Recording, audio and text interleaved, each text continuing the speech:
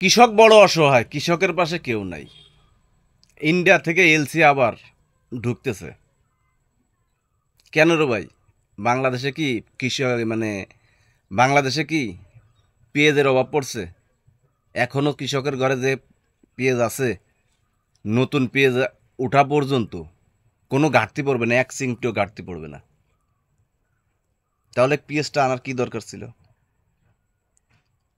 এমন তো কোনো আহামরি দাম পেঁয়াজের না। 2500 থেকে 3000 টাকা মন পেঁয়াজ। কি দাম বাড়ছে? সিজনে এক মন পেঁয়াজ ঘরে রাখলে পরে এখন 25-30 কেজি হইতেছে। তাহলে কৃষকের দিকে আপনারা আর একটু তাকাবেন না? আমাদের সরকার সাহেব, কৃষকের প্রতি আপনার একটু করে মায়া মহব্বত লাগে না? কৃষকের জন্য আপনি কি করলেন? কি করছেন কৃষকের জন্য আপনি? 5ই আগস্টের পর আন্দোলন কারা করে নাই? সবাই আন্দোলন করছে। সেই কি বলবো, শুনতে খারাপ শোনা যায়। পতিতারা পর্যন্ত আন্দোলন করছে। তাদের স্বীকৃতি দিতে হবে। কোনো কৃষককে দেখছেন আন্দোলনে নামার জন্য? কোনো কৃষক কি আপনি দেখছেন আন্দোলনে নামার জন্য? তারা নামে না, কারণ কৃষক চায় শান্তি। কোনো কৃষক কোনো হট্ট গন্ডগোল কিচ্ছু চায় না। শান্তি মতন 2 মুঠো নুন ভাত খায় তারা থাকতে চায়। আর আপনারা কি করেন? সেই কৃষকের বাড়ি নির্যাতন করেন। আজকে সার, যে কোনো সারই হোক, বছরে 3বার দাম বাড়ে। প্রতিটা কীটনাশকের উপর দাম বাড়তেছে, কমতেছে তো না।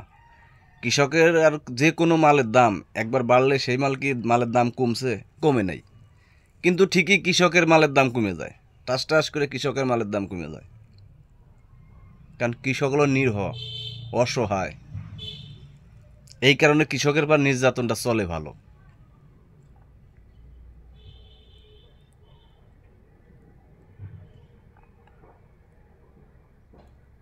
আজ কি বলবো, কৃষকের মালামালের দাম বাড়লি পারে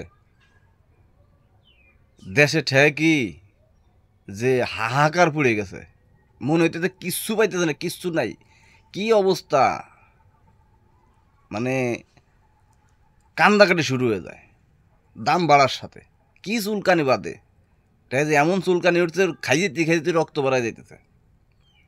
খাই যেতে এক এক পত্তা উঠে যাইতেছে, এরম চুলকানি উঠে যায়।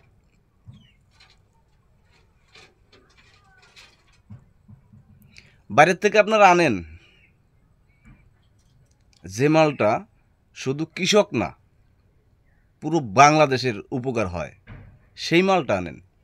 চাল, ডাল, তেল, এই এই সমস্ত জিনিস আনেন যেগুলো দাম বৃদ্ধি, দাম উচ্চ, মানে অনেক উপরে উঠে গেছে, সেইগুলো আনেন।